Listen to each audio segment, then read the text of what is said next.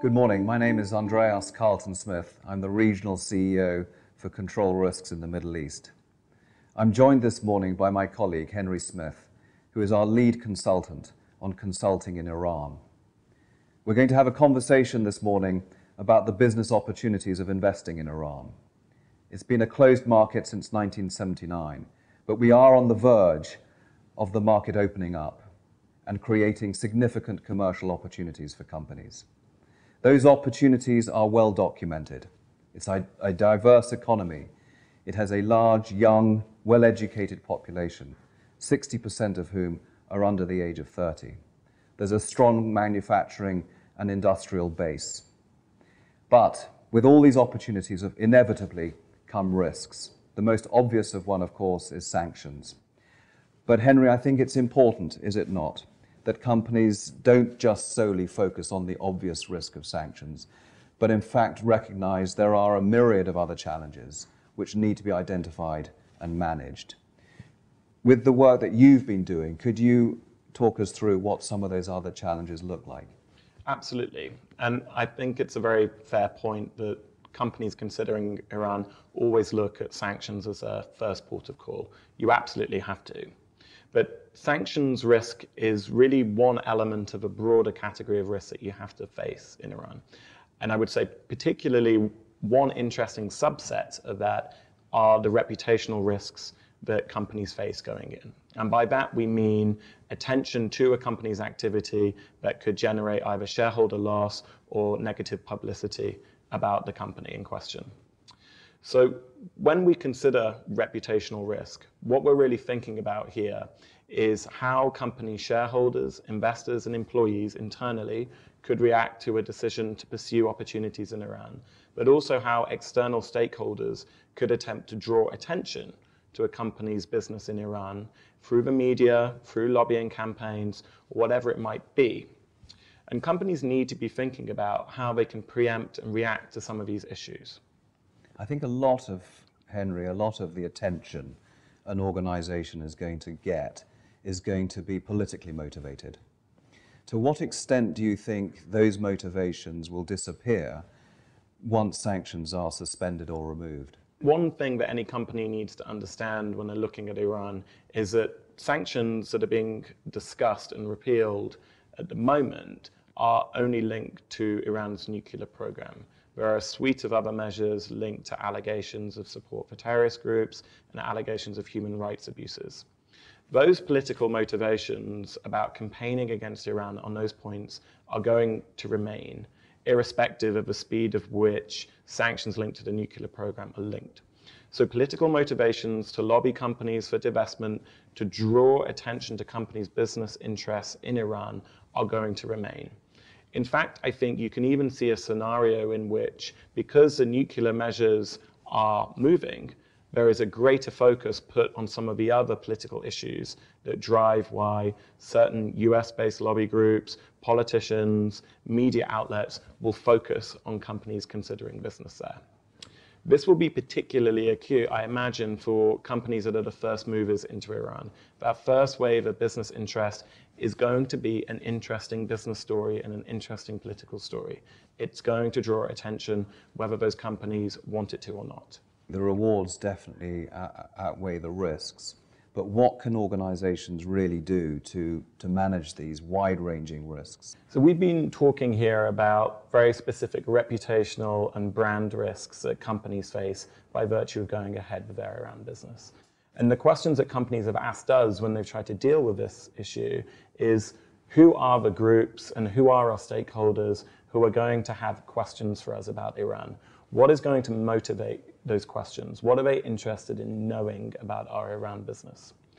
And then the onus comes onto you as a company to make sure that you have the right answers to those questions. And in order to be able to answer those comfortably, you need to be thinking about, do we have the necessary documentation to show that we're legally compliant with any existing sanctions measures? Do we have the necessary documentation and evidence that we've considered exactly who we're doing business with? And now we're not talking about a cursory look at blacklists or sanctions databases. Who are the real owners of the companies that we're dealing with? Who are the people behind the facilitators that we have to develop business with Iran? Once you've thought about those, you can begin to build what you might call a stakeholder engagement campaign or a public relations campaign that can preempt some of the questions that you're likely going to get. And if you do get the questions, you're in a position to be able to react to them comfortably. There's also an internal challenge there. You need to make sure that your public relations team is working very closely with the team that are actually executing the Iran strategy as well. Can you put some color, Henry, on what it is you have done for clients who are taking these tentative first steps at looking at the Iranian opportunity? What sort of questions are they asking you, and have those questions actually, the answers to those questions actually put them off at all? It really has varied. For some companies that we've worked with to help manage these issues who are established in Iran and operating, we've managed to help them adapt their business model, adapt their strategy to be able to manage some of the problems that they face, some of which are reputational, others are around operationally executing business because of some of the banking measures. We've been able to help companies manage those issues in a compliant way. For those companies that are considering Iran as a new market, I think for some of them, some of these issues have put them off, particularly the reputational issues. So you, as a European multinational, for instance, do you really want to be in the first wave? You know it's going to generate a lot of interest in your organization. There's going to be a lot of questions. And unless you've done your homework to be able to demonstrate that you can say, we are fully compliant with every single bit of sanctions legislation, we've looked very closely at who we're doing business with, and we don't feel like we're exposed to politically connected individuals. If you can say that you've done that, then I think you are in a position to be able to respond. But then it becomes a very personal decision for a company in many ways. Do you want to be the company in the limelight for these issues? Do you want to be the company that has to be the first one to respond to these questions? So, Henry, you've talked a lot about reputational risk management. One element of getting that right, of course, is making sure that you have fully understood and embedded policies around corruption and anti-bribery.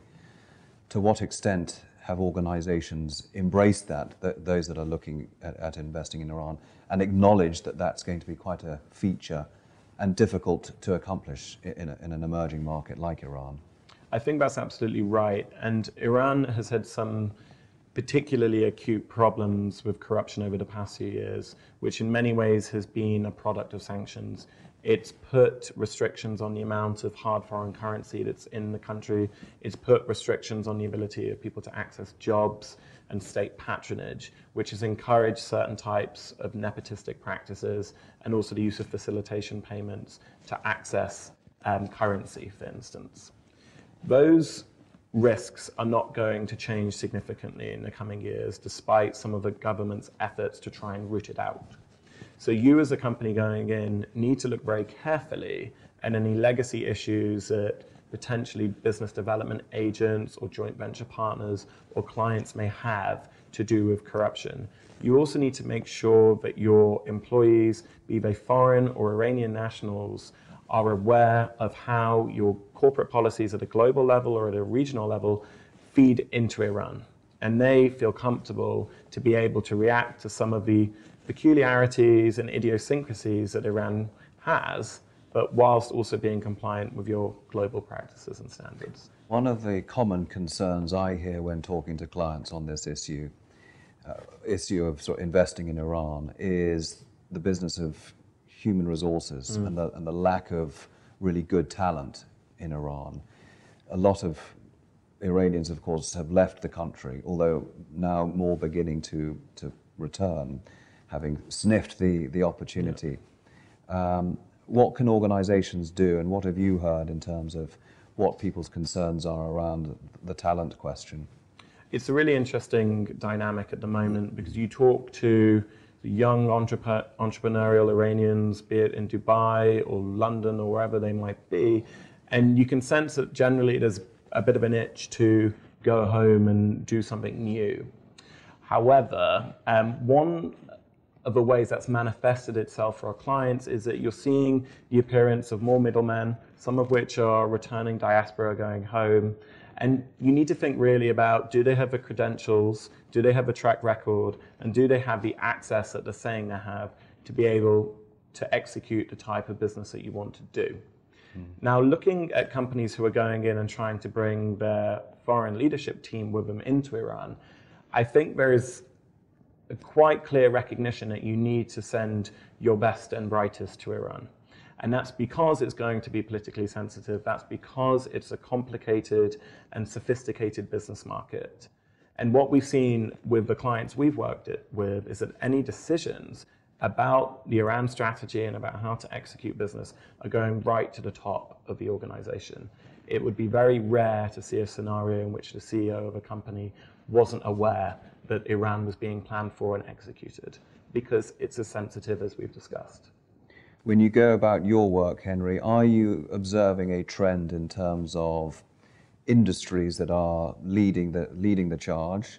Is there a particular area of industry that is going to take advantage?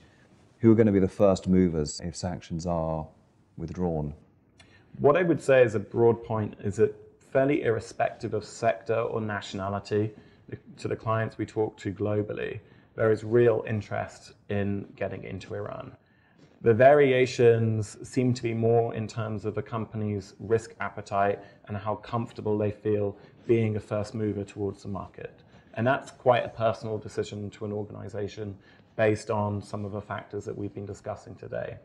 But if you're going to talk in broad terms about which sectors are likely to have space, then some already do, particularly those that operate under a humanitarian umbrella or are less politically controversial. I think it will be a little bit longer before we see a lot of space for upstream oil and gas or hard physical industry to come online. But around all of that is the more fundamental point of whether you can actually execute business. And the sanctions that affect that, primarily the banking ones from the US and the EU, they really need to move before companies are going to be able to execute business that requires investment into Iran. Are companies, in your experience, looking at this in quite a sort of short time frame, or are they taking the opportunity to do some forecasting, do some more strategic analysis about what the investment climate might look like 5 years from now, as opposed to what happens immediately after sanctions are withdrawn? We see a bit of both, actually. There are some companies that are, say, just in trading industries, which have some space by virtue of the sector that they're in to do business. And now we sense there's a bit of just feeling the market, getting to know certain counterparts in Iran, and doing fairly small-scale compliant transactions. For those companies that are going to require longer-term investment plans, significant investment into capital or human-intensive projects, then they naturally are taking a much longer-term view and perhaps aren't in so much of a rush to get their strategy going. However, for those more nimble trading businesses who can simply ship products around, there is a bit more short-termism, I think. Henry, my final question to you is with all the work that you have been doing with clients looking to invest in Iran, what is the one theme that you see emerging that continues to come up and continues to worry clients? One issue or theme which I've seen come up time and time again is that companies should try not to look at their exposure to sanctions risk and legal risks independently of how they approach broader risk management issues in Iran. And what I mean by that is to fully understand whether you are exposed to any sanctions, you really need to understand every entity involved in your business with Iran, be it banks, clients, facilitators, whoever it might be. You need to demonstrate that you have looked into their profile, background, and connections to ensure that you are compliant with sanctions. As you're doing that, it allows you to develop the material to be able to assure internal stakeholders that you have got this right. So whether that's going to your board, your CEO, or just interested and concerned employees. It also allows you to go externally to banks and insurance companies to convince them that they can go ahead with this transaction with you. But also, if you are forced to, it helps you manage a reputational risk. So there's questions that we discussed from the media, from lobby groups, from shareholders, potential investors, whoever it might be. you have the comfort that you have thought about these issues and you can demonstrate it. Thank you very much, Henry. That concludes our conversation on Iran, but we will be holding more in the future as events unfold. Thank you very much.